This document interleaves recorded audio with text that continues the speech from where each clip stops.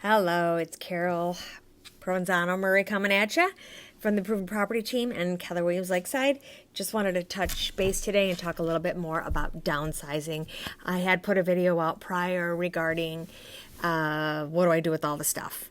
So there's been talk lately, I should say, not necessarily with a lot of people I know, but the whole thing about downsizing.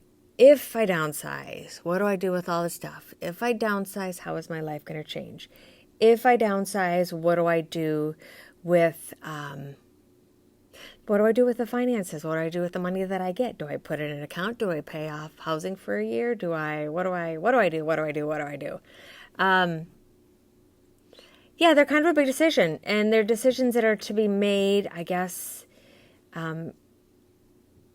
depending on where your station is in life. We've talked about before, the go-go years. Well, I don't know if I've talked to you about it, my YouTube community, but the go-go years, the slow-go years, and then the no-go years. So we're all in this phase in our life right now, whatever phase you may be in. I feel that I'm still in the go-go years. I haven't hit the slow-go years yet. So I'm still actively, busy making money and deciding, what future is going to look like and dreams and everything and what I expect for the rest of my life. But a lot of people, they're at further down the road and they're thinking of possibly downsizing and selling their current residence. They may be in the slow-go years and know that soon will be the no-go years. So when you talk about that, you have to think about, okay, so you look at your house and you say, what do I do? There's just what do I do with all this stuff. I don't know what to do with all this stuff. Got to learn to detach yourself from the stuff. And that's really hard. I guess, being very sentimental doesn't help in a situation like that. But if you've had something and it's been of value to you, know that you will have the memories. And I say of value to you, not necessarily financial value, but the value that you've received from that comfortable chair that, you've had for years. And in your mind, it still looks okay. I don't know. But it's just stuff. Remember, it's just stuff. There are ways to get rid of stuff, obviously. Donate, sell, discard. I would always say start with like 4 piles. I'm going to keep this. I'm going to donate this. I'm going to discard that. Donate, discard, charity, and what was the other one? I'm not sure I remember that. Well, there's 3 things for sure. You want to keep it, you want to get rid of it, you want to donate it, okay? So when you look at it like that, it's easier to, I think, transition. And then the key is, people, get out of the house quickly. Don't put it in the pile and don't save it. This is in general with anything in life. If you're going to get rid of it, put it somewhere, or if you're going to donate it, put it somewhere. Get rid of it immediately. Donate it. Discard it. Oh, selling it. You can sell it. That was the 4th thing. That's really important. You can sell it too. Because there's chances that you're going to go back in that bag or that box and pull that thing out that you didn't need for 10 years, but all of a sudden you find a big need for it. Anyways, okay, sorry. I kind of went backwards there.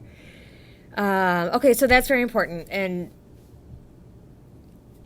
the thing is that if you are going to downsize, say you have a 4-bedroom home with an office, and you're downsizing and you're going to get a 3-bedroom home, and you don't really want to make that other bedroom or the 2nd and 3rd bedroom, you don't want to make it an office. You want to still have the 2 bedrooms. I don't know if you have grandbabies or people that come and visit and spend the night, but there are ways to downsize. There are ways to downsize your office.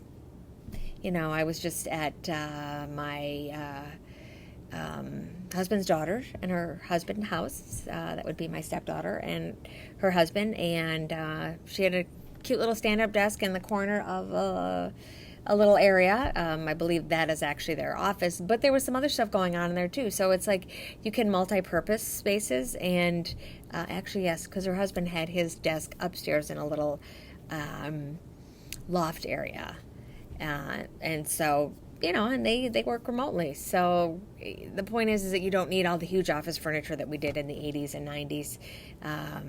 So, those are the alternatives to have one of those fold-up desks or just one of those raised desks.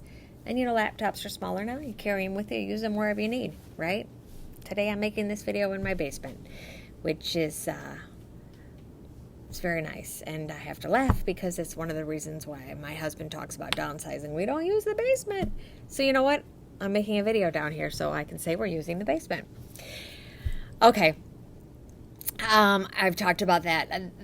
When I talk about downsizing, you want to talk about your areas, where you're going to go. Do you want to stay in the same location? Do you want to stay in the same community? Do you want to stay in the same county? Obviously, in this Macomb County, Oakland County, we do have little areas that have little cities and stuff. But if you're pretty ingrained in your area, then you want to probably stay somewhat close. And if you're going to a condo or a smaller house, there's plenty of that in this area. You just got to prioritize and see, what's important to you.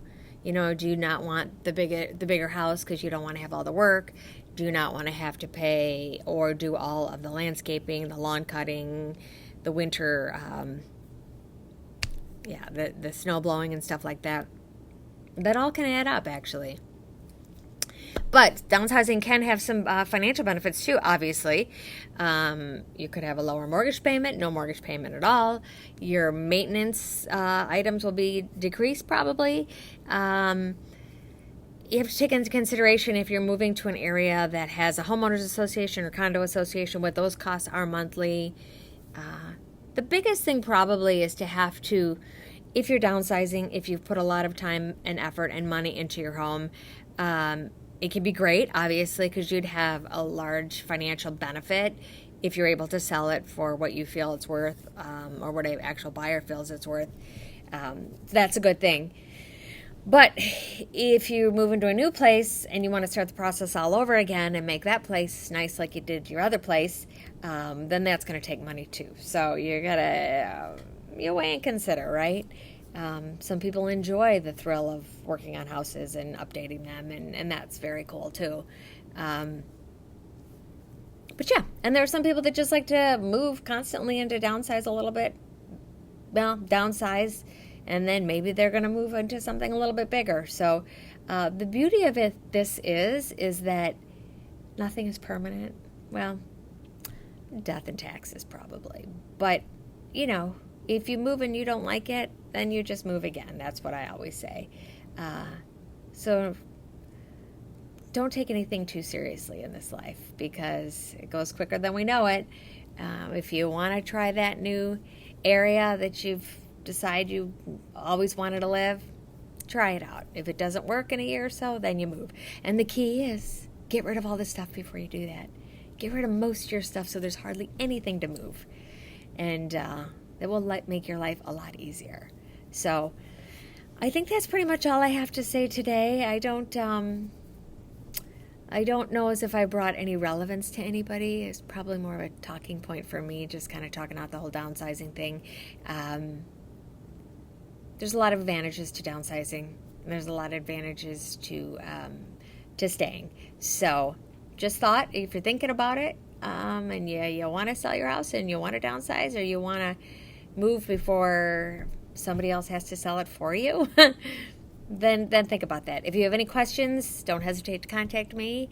Again, this is Carol. I hope everyone has a wonderful day. Thanks. Bye.